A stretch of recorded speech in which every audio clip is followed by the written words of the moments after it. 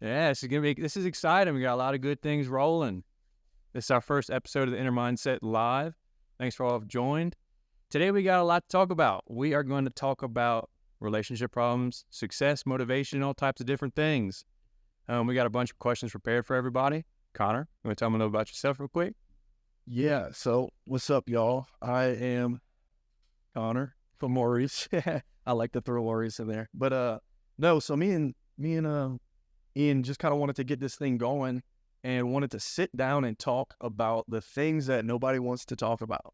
You know, we live fast-paced lives that nobody wants to sit down and have a chat with real questions, you know? Like there's real issues that need to be addressed in today's society that nobody wants to address. So I'm out here trying to call everybody out. All right, so let's get started. We're going to talk about relationships today. Topic most people don't want to talk about, and if you do, and if you don't, well, too bad, we're going to talk about it. What do you determine is a good relationship? What do you look for? So these are all going to be good questions. I know that. They're going to be deep. For me, what I typically like to call a healthy relationship, I look for reciprocating energy. You always want, you know, whether this be romantic, this is one thing I want to get clear with everybody. It can be anywhere from your romantic relationships to friendly relationships to family relationships too, and godly relationships as well. So in a healthy relationship, I typically like to determine that by reciprocating the same energy. So if I'm in a relationship, an intimate relationship, you know, and you're giving so much to this person, the healthy relationship, they're going to reciprocate the same energy. It shouldn't be forced. You shouldn't have to pull it out of somebody. It should be a level playing ground. Now, there's give or take on some days. You go through things, you know. Yep. So I think you really have to figure out, you know, if they're lacking one day, you know, you've got to pull a little bit more on this day. You know, if they're coming in with 20% that day, say, hey, look, I got the 80% today, you know. And so that's kind of the first thing that I look for in a healthy relationship. But also another thing that's huge for me is transparency. Like I want to know what you're telling me is real and you're not hiding anything and we're on the same page. If something's bothering you, hey, confront me. Because a lot of people today don't want to confront their problems with whoever it may be. You know, whether it's their best friend, it's their girlfriend. Hey, if you've got an issue, let's talk about it. Let's be proactive, because if we're not on the back end, that's where the issues, you know, the separation, the distance from that partner, that's where that occurs. That's kind of the two biggest things for me: reciprocating energy in a healthy relationship and transparency. I'll tell you the story. So when I first met Alyssa, she didn't really know like how I would be, right? So she didn't know how work oriented I would be, right? So that we had this talk one day, and we were like, we kind of got in deep and like, what do you want to do in life? Where do you want to go? What's your directions? Kind of how I knew that she was the one. But as we started talking about, I was like, look, I'm going to go into the trenches. I'm going to go into the battlefield. I'm going to go make sure my head is in a place where our family's stable. You know, we're doing different things. You know, we're going to grow in this relationship together, whatever it may be, however this relationship progresses.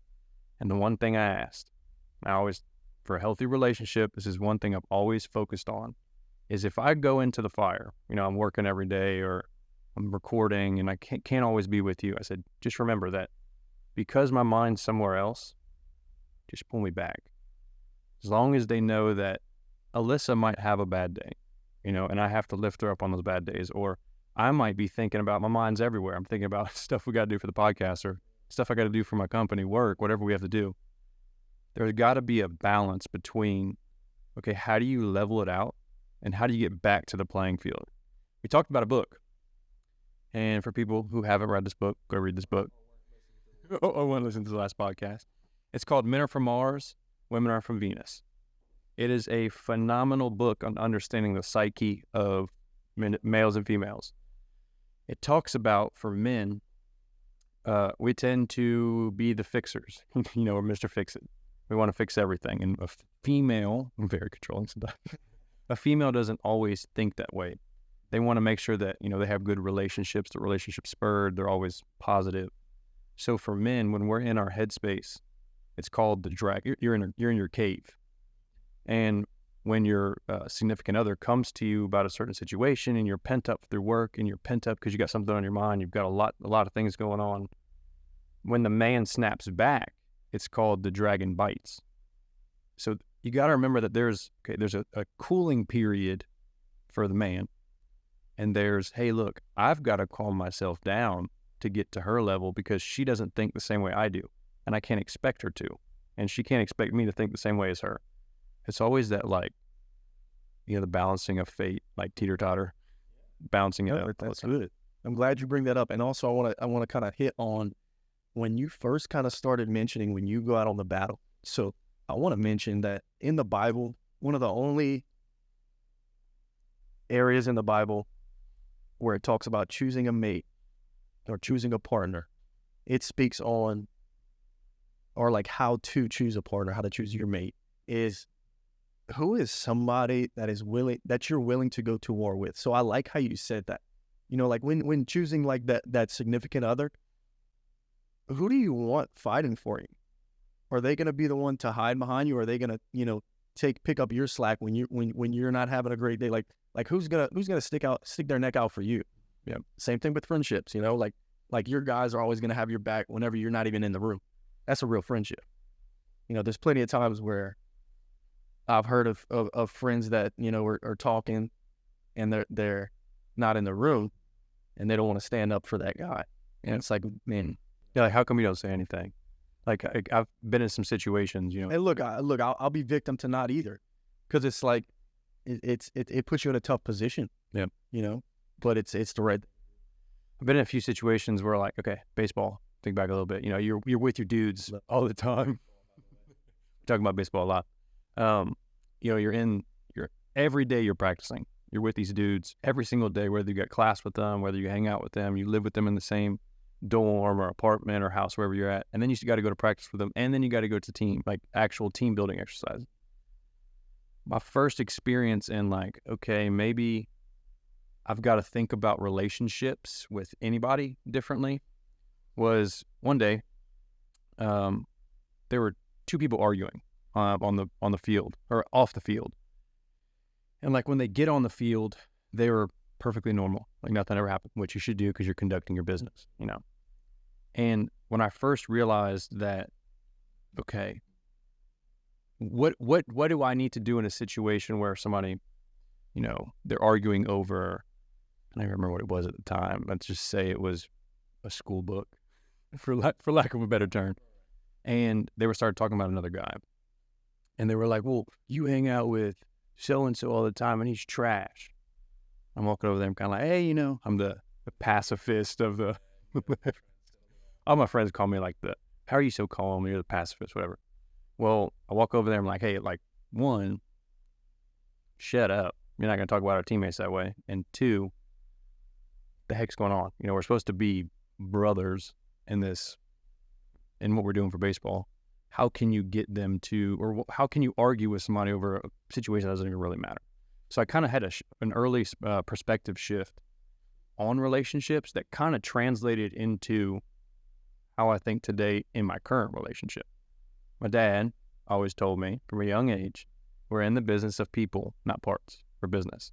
I've translated that into a lot of things that we do. It's like, it's crazy. I think that's a cool thing about baseball, me and you both being in it, is that whether we liked it or not, we were almost forced upon relationships, and we had to build them no matter if we liked it or not. In order for the team to win, you had to be a team player, so that means you had to get along with that person.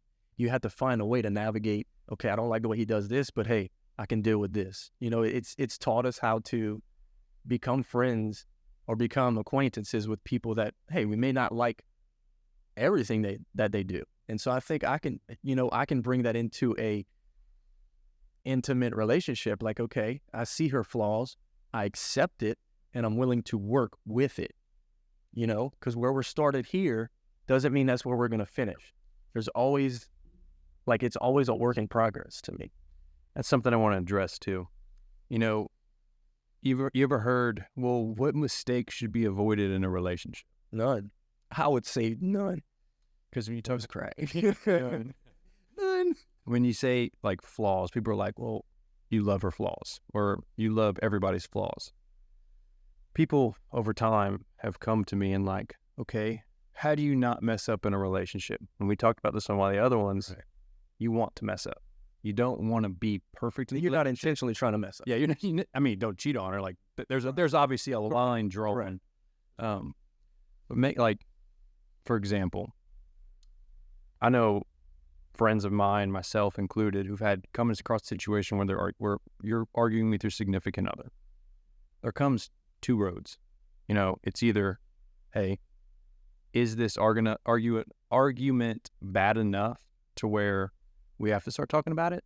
Or is it, okay, I can either think of two things. This argument isn't really going anywhere for us. You know, we're arguing over whether my laptop's open or closed. And you look at it two ways. You're like, okay, I can just know that tomorrow it's going to be over with and this is not going to impact our relationship. Or you look at it as, is there toxicity involved? Is there things that actually cause you to be like, okay, well, maybe I shouldn't. Luckily for me, the way Alyssa and I have built our relationship, it's always been God-oriented. Everything we focused on is, you know, cater towards God. So every time we've come to an impasse, you know, where stuff has been difficult and it's not going to be easy all the time. And we have tons of moments where it's amazing, cloud nine. But for like those once in a million opportunities where an argument comes up, how do you go about them? You know, for us, we've always related it back to, okay, what do we think that God would want us to do? Or are we looking at it wrong and putting a different perspective on it? And are we twisting it ourselves? Is our perspective throwing off the argument? Or is the conversation really not pushing you anywhere? Right. And I think that's another thing to address is what is that other person's perspective? Because you see it one way, but hey, maybe they see it another way. You know, because a lot of times what people don't understand is whenever you get into a relationship, you got to understand where they're coming from. They may have had a past that was unlike yours, which they have. Everybody's had a different past. So they may have had a corrupt home and never saw love the way you see it, or never saw their parents deal with the issues that your parents did. So you see it a whole different way. There's different ways with dealing with issues, and everybody's different. And that's one thing in an intimate relationship that I harp on, you know, is figure out how they deal with their issues and come to an agreement of, okay, let's understand where each other is at and how do you see this issue? Because if you don't, how are you going to resolve it? You know, because some people just shut up the issue, like they don't want to confront it, they're not confrontational, and they'll just hide from it. And eventually it'll come up, and that's when it's coming up for the wrong reason. It's at the boiling point. Yeah, it's lashing out. It's throwing words that shouldn't need to be thrown out when you could have addressed this earlier, sooner, and it wouldn't have caused this. We went to marriage prep. You hit a good point. We went to marriage prep. You know, in church, you go to marriage prep to talk about marriage and the sacrament and all that. Well, one day we kind of were just talking about who we are. And I'm the person who wants to confront a situation. And Alyssa's was called, I forget what mine is. Mine's like the upfront, and she's the withdrawer. So we figured out through trial and error that, okay, if something happens in a restaurant, you know, and I find that, I don't know, I don't like something. I don't know. I could think of anything. Well, I have two options. I can either say what's on my mind and know that the conversation could be spun, it could go into an argument, or I can wait till the end of the dinner. And in an hour, if it's really pressing and I still remember what I was mad at, talk about it. Because then that means that's something that's important to you. Or after the hour and you forget about it, then it's really, it's a small moment. And we figured that out through trial and error. Because in the beginning, we started as, well, why are you doing this? Or she's like, well, I don't want to talk about it right now. And we end up figuring out that that's what it's called. It's like, I'm the anxiety-ridden one. I want to know now. And she's like, well, let's just talk about it later. Bro, I'm the same way. Like, hey, why are you mad? Let's figure this out. Right? Yeah. I think that's cool, man. But there was one point that you touched on about, you know, like the trial and error. Most people don't want to put in the time. Like, why are you withdrawing? You know, like, let's put in the time. You know, let's grow this thing. Let's put the grit in. Let's grind through it. That's what builds relationships, healthy relationships. You know, I guarantee you can go to any health. Your phone died? Yeah, it does. It's all good. We're still on. Tell them up. But no, like you can go to any healthy relationship, and I guarantee you, in their past, it was not all butterflies, unicorns, and all that good stuff. There's been struggle. There's been lows. And how did they get to that healthy place? They grinded through it, man. They built a foundation. You know, and that's the thing. That's what's hard, is you see these happy couples and it's like, oh, well, they didn't go through struggle. I want to touch on something you were talking about real quick. Yeah. You were mentioning something that I actually wrote down. How do you know the difference in love? And is no, not lust. Love and friendship? No, what's it called? Like your honeymoon phase. Well, if she's the one, the honeymoon phase never ends. Yeah, that's good. And a lot of talk about that. Yeah, a lot of people. I want to hear your take on this too, because it's a good topic to talk on. Man, I really think the honeymoon phase is real in a sense.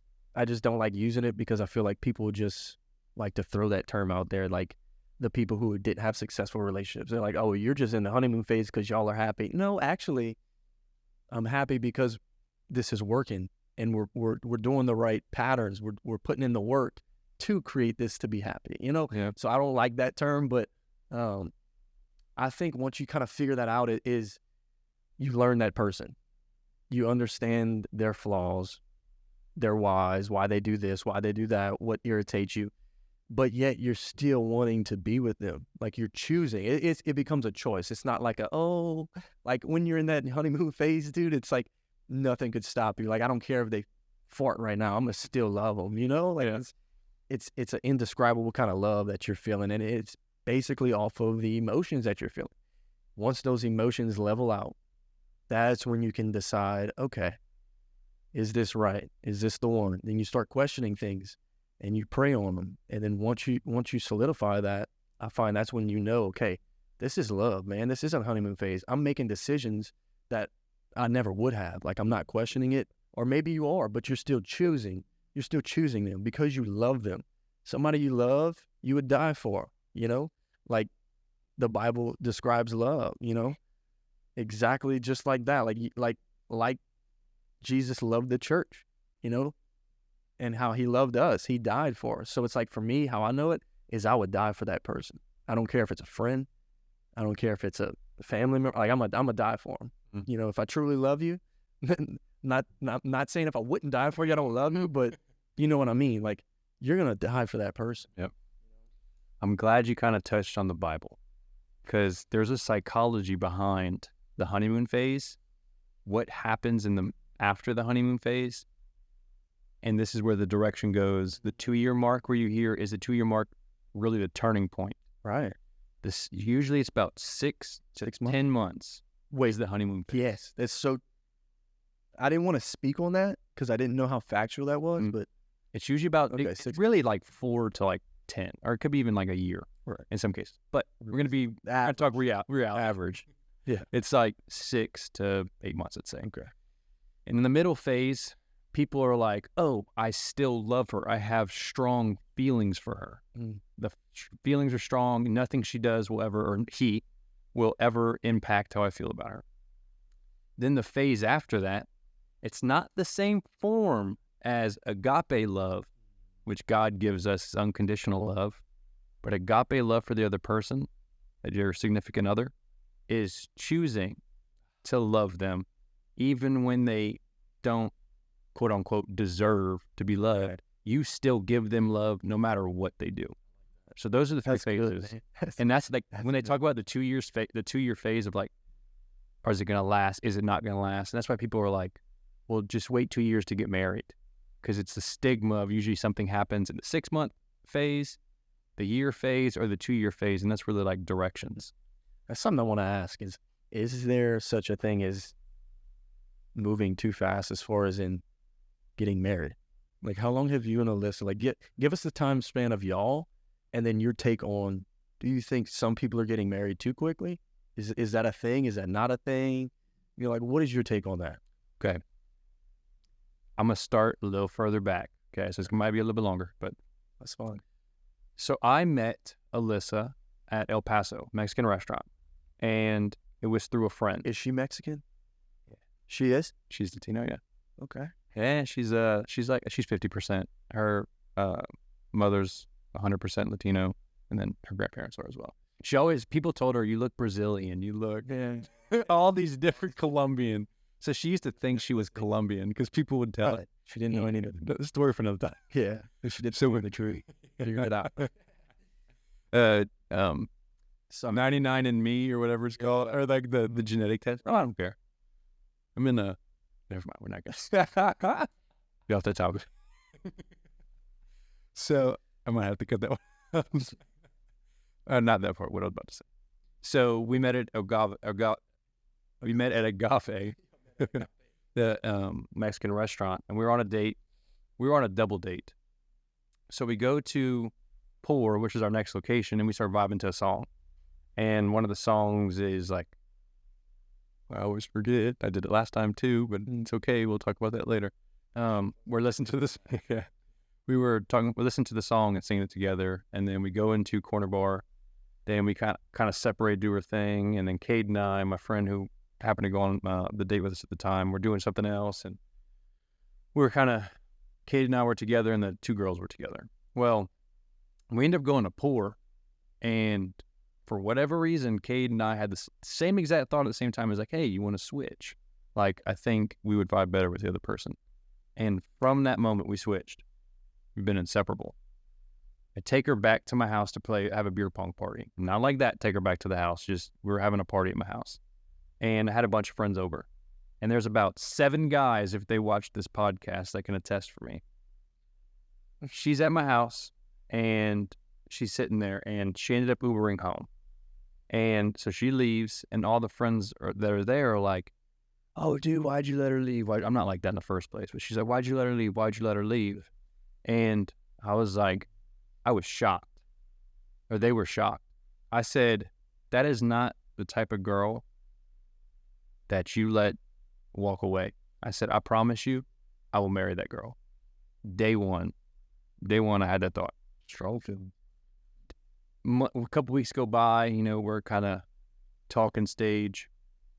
From there, about 2 months later, we both said, I love you for the first time. So moving fast, kind of where it goes to. In my case, I found that I had such a strong attachment, and God has shown me things for this woman, Alyssa, that I knew it was where I needed to be. For people who move, like for our situation, I feel like we could have, how strong our feelings are for each other, we could have gotten engaged sooner. But because she was in school, I had to wait a certain time period. Now, do I think you can move too fast? Yes and no. If it's in 6 months, maybe, because you're still trying to figure out the other person. I usually would like to say at least like a year's period, because after a year, it's usually you're figuring out what she says or he says that you like or don't like. After 2 years, it's like, okay, now I'm getting to understand their habits. They smack a lot. They twinge their ears a lot. They scrumple their nose. I know how she's going to think before she thinks, type of thing. After that is when you're kind of switching to the phase of, okay, I love her for everything she has and who she is. That's kind of like the development phase. So if you're going to get married early in the year stage, just make sure that, is it both what y'all want, or are y'all on the same life path? If you are, then go for it. I'm all for true love. I'm all for love, going for it. But I don't really think there's a too fast or too slow. I think it's a feel type of situation. Like, I felt I could have dropped a knee at any moment. It's extremely. Because you never know. Like, your relationship is completely different than mine. To be honest with you, you're talking about how, saying how in 2 years they know exactly how you twitch, if you snore. Man, I'm 6-7 months in, and she knows little things like that. Like, she's picking up on things like that. So I think it's different for everybody, but, I get what you're saying. But yeah. Like, Alyssa does this thing when she's has a little bit of anxiety. Like she doesn't like big crowds, so she's very like reserved. She does this nose thing. Like when I could tell she's nervous. I'm like, oh, like you nervous? Like we can go somewhere else. I love that. I love figuring people out like that. Like that. I love humans. I love that. It's so cool. I got one for you. What if someone has different life goals than you, such as wealth or financial stability? Does that impact your relationship? No, it really does, because after like what they call that honeymoon phase, that's what it kind of turns into. Like what's your plans? What's your goals? Like what are you pushing towards? Because I mean, I want that, and some people can be blinded by that and don't want to turn their eye towards it just because they love them that much. But it's in reality, to have a stable, life with that person, you're also going to have to be able to provide, like for a man, you're going to have to be able to provide for that girl, for that woman, and if you don't have a plan in action, then she's not going to want to be with you. So I think you got to figure that out. What about the vice versa? Say the man has a goal and the woman doesn't. I think it's something you got to talk about it. You got to work on it. Like you can't just, or like if it's me in that situation, I know I probably wouldn't just drop the girl there. I would definitely confront it and be like, okay, so like, what are you working toward? And because as a guy, you kind of want to you want to push her. She may have never been pushed before, or she may need somebody to pull that out of her. Like ask her, what do you love doing? What are you passionate about? Okay, well, let's figure something out and like help her towards that. It's not so much that she's not trying. She just like kind of what we talked about last podcast. She just doesn't know how to start. And you may be that guy in her life that gets her to take that first step. And you don't know where that can go, So I think you just got to kind of talk about it and see where she's at with it. Maybe you can be the one to help her instead of just being the one that downs her for not having a goal, Have you ever heard of not string theory, the string analogy? So the string theory is like science-based. It's like outer space. But Okay. We'll get it with another topic. Yeah, I can go on that. So the string theory, string analogy is, if someone has a different path than you, how do you think you make them have a decision or go into the same kind of path that you're going on? Or like for sales, how do you convince somebody to have the sale? If you push the string, is the string going to go anywhere? Hey, come on. But if you pull the string and you guide them with certain conversations to go in different directions, they'll eventually come into the same path you are. They might not be 5 years ahead, yeah, but they're being dragged along. For example, Alyssa and I, she started off in nursing. Alyssa had never had financial worries or struggles, but she wasn't business oriented. I started going, do what I'm doing. She kind of hears me over time. She hears me talk about it. She's like, oh, I do marketing. And then she's like, well, what do you do? And then I'm like, well, I do this. And then she's like, well, how do you do it? And she starts asking more and more questions because I'm pulling the string. And now, probably a little bit early, but I'll release something. She's wanting to launch her fitness coaching. So she's starting her own simple. That she questioned for a while. She wasn't comfortable with taking that first step. And what did you do? You showed her that it's okay. Yeah, I made it her decision. Like, no, I'm not saying. Yeah. Like you said, you kind of just pulled it. Gave her ideas. Like, I'm like, hey, look, what do you think about this? What do you think about that? And then kind of pushed her mentality a little bit. We're big on her, man. I think that's as big on healthy relationships too, is challenge that person. Have those conversations that you don't want to have, because in the end, on the other side is growth and success. So it's like there's a version of healthy challenges and a version of negative challenges. Yeah, 100%. Like, don't question her faithfulness. I mean, that's like, if she's doing something unfaithful, that's one thing. But if she's on her phone all the time and she's scrolling through Instagram, a lot of people, I've had conversations with people that are like, well, she's on Instagram all the time. Not Alyssa. She's on Instagram all the time. Why is she on that? Well, look, she has the free will to do it all the time. There's other guys in the world that she's probably going to look at. That doesn't mean she's going to go off and run into the sunset with this guy. There's other people in life, especially in business and relationships, that can be quote unquote better than you. There comes a faithfulness on the other side of it where like, look, you can do what you want to do.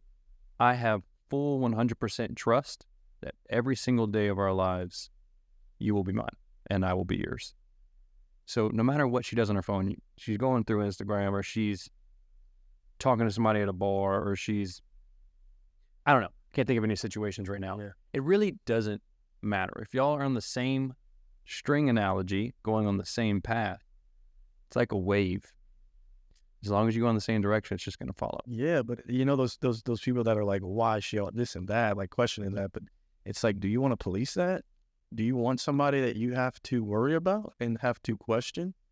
You know, like I don't want to have to police somebody. Like if I'm there, like they should be able to stand up. Yep. And be like, you know, like if a guy hits on a list, you know, you don't want to have to. I'm kidding. Yeah, no, seriously, you don't want to have to be that guy all the time because that's just showing her faithfulness and that she doesn't value enough to not put herself in that position. Now there's a line, I will say. Like if someone up were to go hit her butt, then I step in. But like if it's like she's a beautiful girl. Like I You know. gotta accept Yeah. that. Like what? But would be like, stop being beautiful. Like you can't do that. Flaw. What do you? That's, you know, like, okay, do you want me to not be beautiful? Like, you know that. And they start to resent you. 100%. Yeah. You know, like, and a girl wants you, you know, like she wants you to be able to, like she wants to know that you trust her. That's another thing. That's how they gain respect for you. Is like, you know, he's allowing me to go and he's not bothering me. Like he's letting me do my thing because he trusts me, which is good. And that creates a healthy habit and a healthy cycle, I find. You hit on something so powerful. Back to the book, Men Are From Mars. You know, I'm just you spin back out of the book and I haven't even read it. God. One of the topics was, do you know how to make the woman in the relationship love you more? And do you know how to make the man love you more? I got to get this book. It's phenomenal. The man has to understand that she wants to talk about situations, you know, she wants to gossip a little bit. She wants to talk about her day. She wants to, the pots are dirty. She just wants you to listen. And if you're actually willing to listen instead of doing, yeah. Man, listen. Man, that's great. And not to react, huh? Listen to have full intention. Yeah. She will actually respect it and the love will grow so much more. Dude, a year ago, I was the, yeah. Okay. We switched after we started reading the book, and it's like monumental, completely different relationship. And for me, I'm very like, I got it. I know where I'm going. I'm driving. We're going. And if a girl's like, turn left here, turn right here. Yeah, I'm good. I know. And that's what the dragon snap.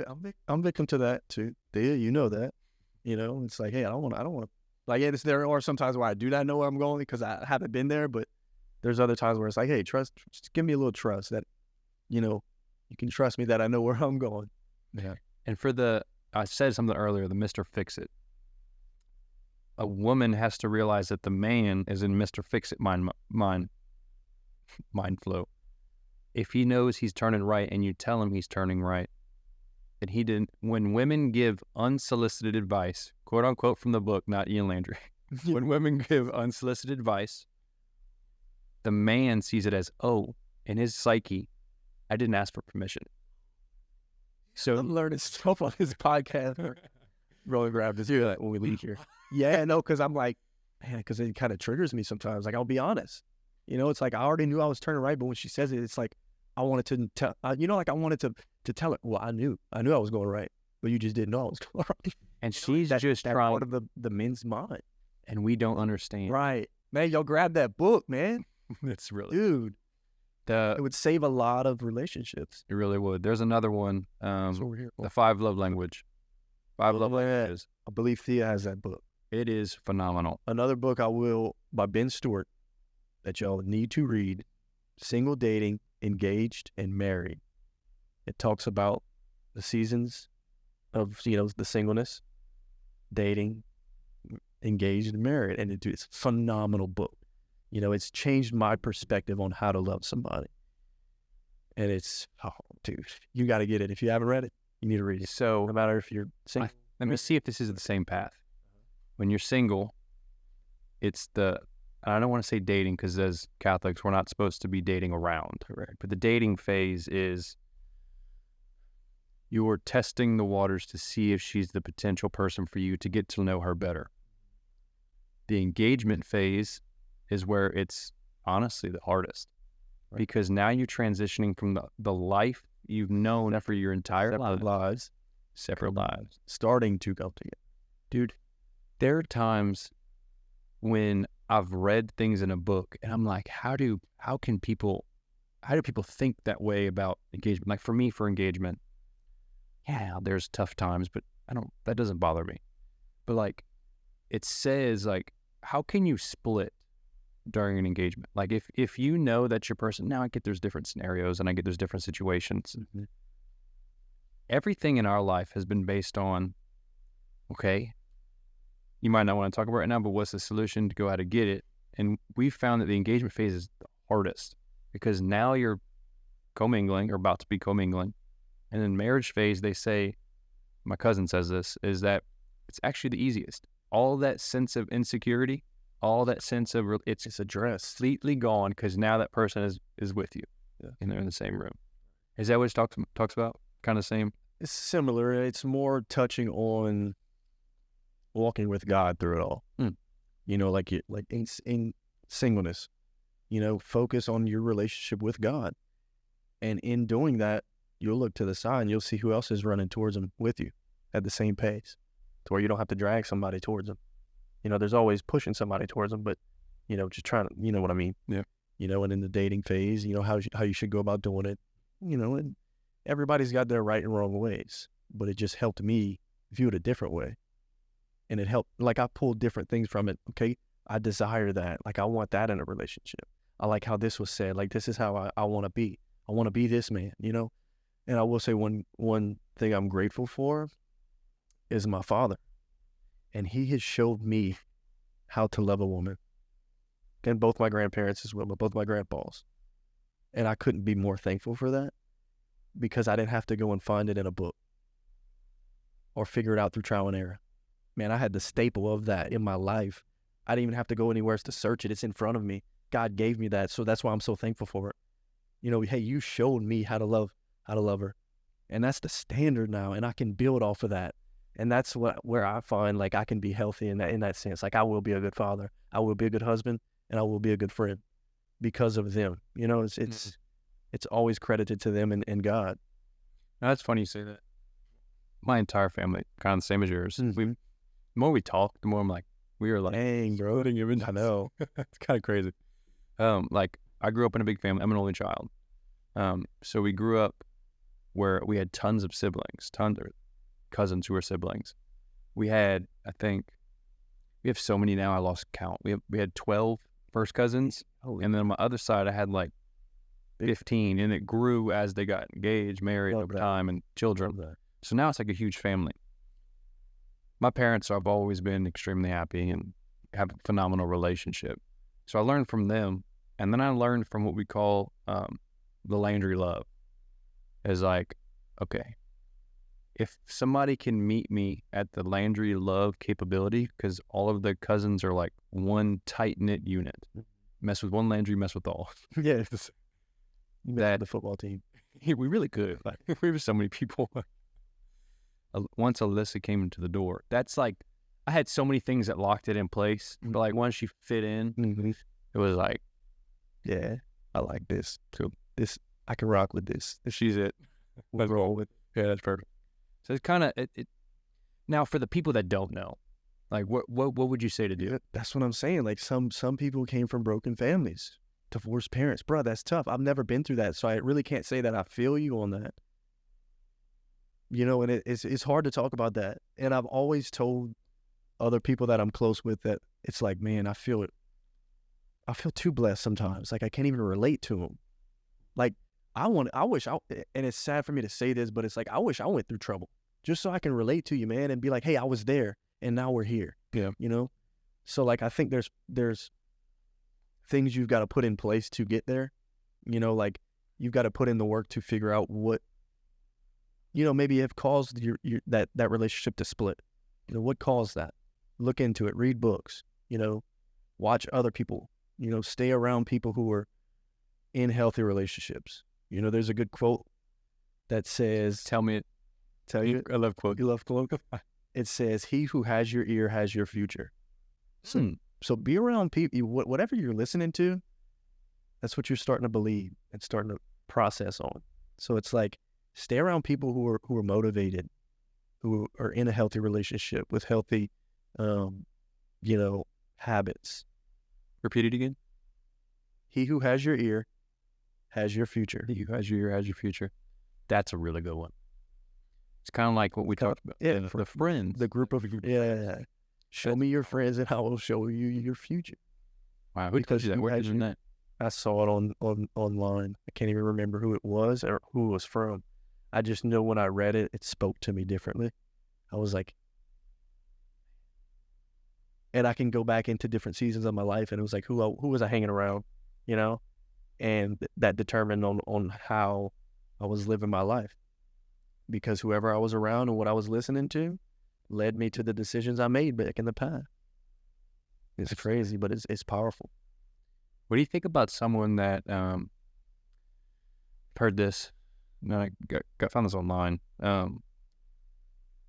That feels like their romance and their relationship is dying, and they think about their past, how they were so in love and everything was hunky dory and giddy, kind of on the honeymoon phase, but not really. Right. What do you say to spark it? And it doesn't have to be lustful. Right. What do you think? No, I think you've got to start doing things that you weren't doing. Go back to the root of it. Well, when we were happy, what were we doing? We were learning each other. So the only way to do that is let's create new atmospheres. Let's create new activities. Let's do something together. Let's go painting. Let me figure out what their passion is. Maybe you haven't really understood that person or got to know them yet. Start doing fun things together. And then maybe it's not meant to be, but I think you have to put in the work before you can sit down and say, okay, this just isn't for us. We're not compatible. We may have the chemistry, but compatibility is not there. It's two different things. But I think you kind of have to just put in the work. And I think a lot of times, in marriages, they believe the lie that that person has something that my spouse or whoever I'm with can't give me, which is false. Whatever that person you're seeking or you think that has something that your spouse can give you that. Don't believe that lie, because they can. You're just not wanting to see it or not wanting to put the work in to receive it, to view it that way. And that's tough, dude. I hate seeing divorced couples. And there are some abusive relationships that I think that shouldn't be put up with. So yeah, you should leave that. What's your take on that? So I look back at our relationship. Everything relates back to experiences for me. Mm-hmm. And every time we feel like, we've been working too much or she was in school too much, I always do this one thing. We talked about a note last time. It's one of the things I do. The other is I will go to the store and I will get flowers. There are steps to severity and how she understands your feelings. So in the 5 love languages, Alyssa's a mixture of 2. She likes receiving things, but she likes the presence of the person. So if I give her something, I know that she knows that I'm there. And she knows that I haven't forgot about her. Times have been tough. We've been apart doing our own thing. We haven't been able to see each other much because we don't live together. So she's on her own path right now. And then I'm on my own path, and we merge up at the end of the night. She'll come to the office, or I'll go to the gym with her, or we'll have all weekend together, that type of thing. So I start with flowers. And then it's like a psychology roller coaster for me. Then I'm like, okay, I know I fixed it. I know I helped her how she was feeling. What's next? Okay, so she's a presence person. I need to show up a little bit more in text messages, be a little bit more responding, more present in the moment, listen a little bit more. And then it progresses to, okay, well, I did the first step. I did the next step because I'm very step oriented. You are. As you can see.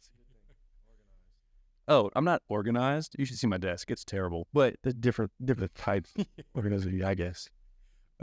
just please don't ever look at my desk. It's super horrendous. So like I look at it steps. So after I do those two, then it's like, okay, what is she like that I know could really show her that I care? And that just happens to be Tsunami. Hey, So like I'm a like, good sushi night. hey, let's go on a date. And she's like, oh yeah. And then like her mood completely changes, or we get back in tune. It's like, it is like dialing Come on. the radio frequency, Yeah. tuning the radio frequency, station, huh? or tuning your car, because it Get that could static. scratch. Bro, You got to go back. out. Come on. Let's tune in. You got to constantly You got to tune. dial it in. And she does the same. Yeah. So like, And that goes back to healthy reciprocation, man. And you've got to understand that other person. Like if you didn't care about Alyssa, you wouldn't know, hey, Tsunami is her go-to. That's what's going to make her happy. Let me do that. Like you're selfless in that sense of knowing that it may not be your favorite restaurant, but you know it's hers. That's huge.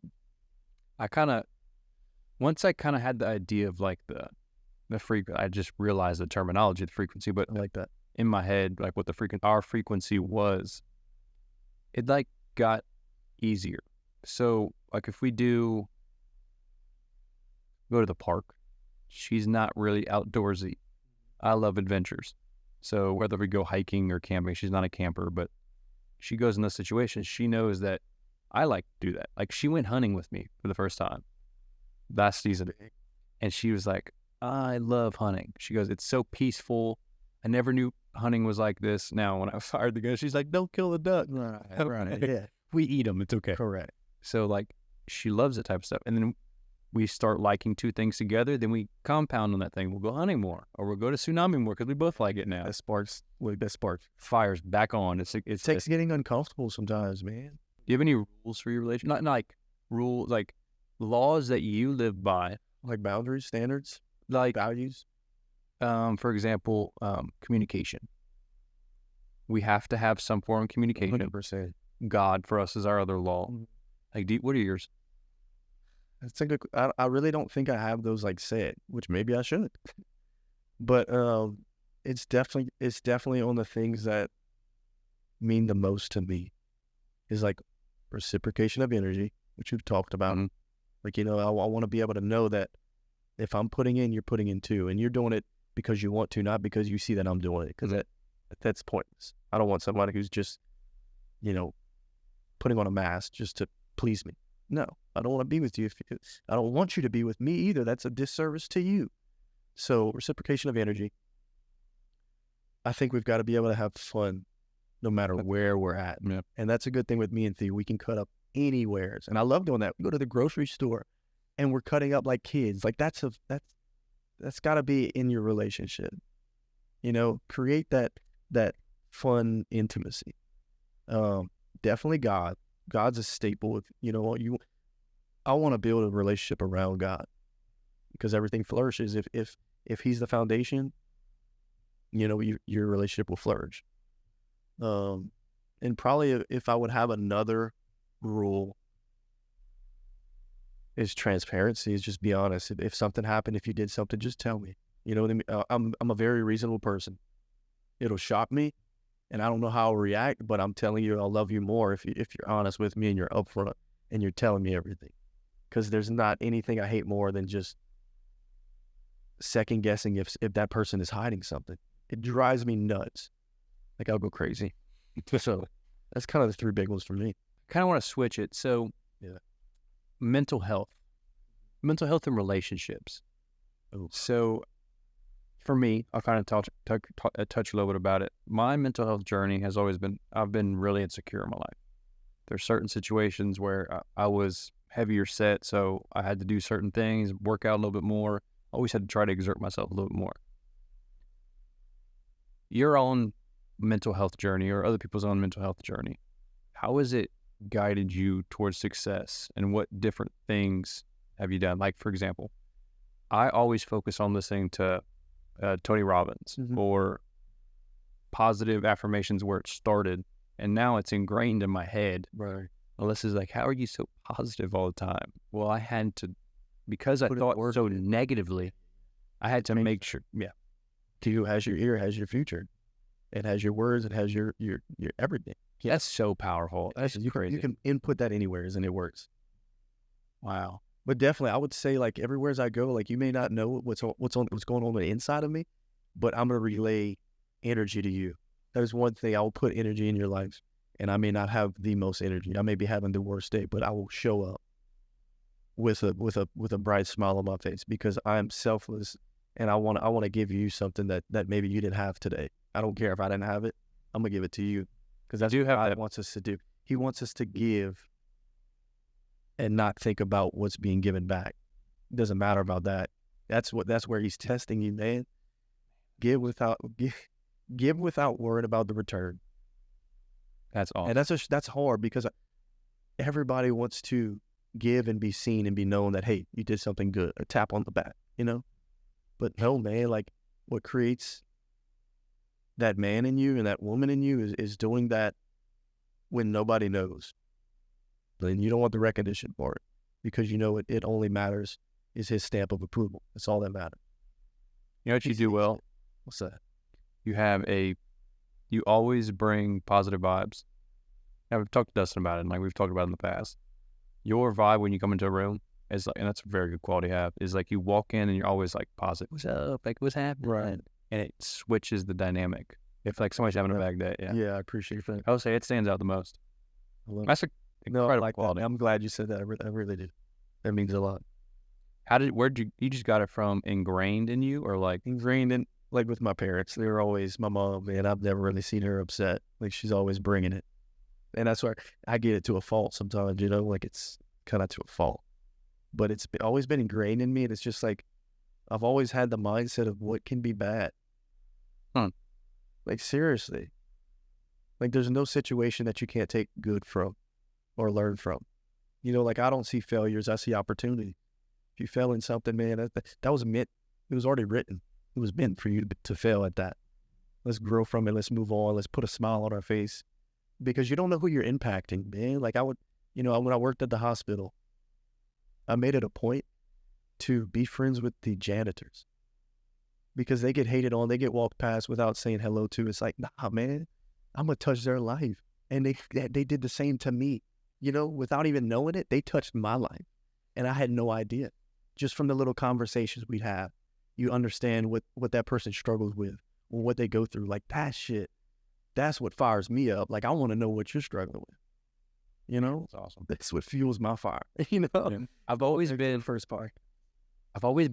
positive like that. And you have been. I was going to say that the same about you. I didn't mean to make it sound like No. I know. I was trying to go somewhere with it. I look back at my friends on Facebook. I was doing an exercise for business. Facebook, messages, Instagram, going through all of them, be like, man, who could I reach out to for something? Yeah. And I looked at all of them, and like, there's not one where I'm like, oh, man, I could reach out to him. Like, I've never had like a bad bridge. Yeah. That's crazy. And I heard a podcast. I want to say it's today. I don't know if you listened. I showed you Tim Ross. I don't know who listens to him, but he's really good, really faithful. And that's what he harped on in the podcast that I talked about. Don't burn that bridge. Just take the long way. Don't burn that bridge. There's no point. God doesn't want that. Don't burn it. It really shocked me that, in a good way, not in a bad way, that like my dad always told me kind of the same thing, never burn a bridge. You never know when you're going to need somebody, and you never know when they're going to need you. So because you might be the expert in a certain field or a certain mindset, motivation, success, whatever it is, or relationships, we're talking about today, they can come to you and talk about you because that bridge hasn't been burned. Or we're talking about motivation, and somebody's feeling really down because I really haven't burned any bridges. We can repair it. We can repair it. Come on. We can help you. It's really cool. Take a lot more work if you burn it. Yeah. Now you got to rebuild the bridge. I've got a friend who builds bridges, and I know it ain't the easiest thing to. So, T. Gwynn, if you out there, I feel you, brother. Shout out. Well, look, it was an awesome topic today. Man, we can go on forever. I know. I loved it. I hope y'all loved it too. We will not have my phone die next time. We will go live every Thursday around 6:15, 6:30, depending on the time. Hey, Connor, you want to leave with anything before we head out? Do your due diligence. Due diligence. I feel like we said that last time, and it was just funny. If I can leave y'all with anything today, is reach out to somebody you had in a while. Rekindle that. Check on that person that you know deep down you want to, or that God's calling you to, and rekindle with them. Revisit where y'all left off last. Be there for them. You never know what they're going through. So if there's anything, reach out to somebody you feel heavy on your heart to reach out to. Nice. I like that. That was good. I have 3 things. Oh, okay. Go ahead. Read Men Are From Mars, Women Are From Venus if you're in a relationship. If you're not, still read the book. No, that's true. That's big, man. It doesn't matter if you're in a relationship or not. You will be eventually. At some point, God willing. Correct. The second one is focus on a path for personal development for yourself and always find a way to pull the string in a positive, healthy manner to where you're guiding someone on the same positive path. That's so good. So work on yourself and your individual capability. Read Men Are From Mars, Women Are From Venus, and read the 5 love languages. That is your homework. We both give you homework. Peace out, y'all. Have a good one.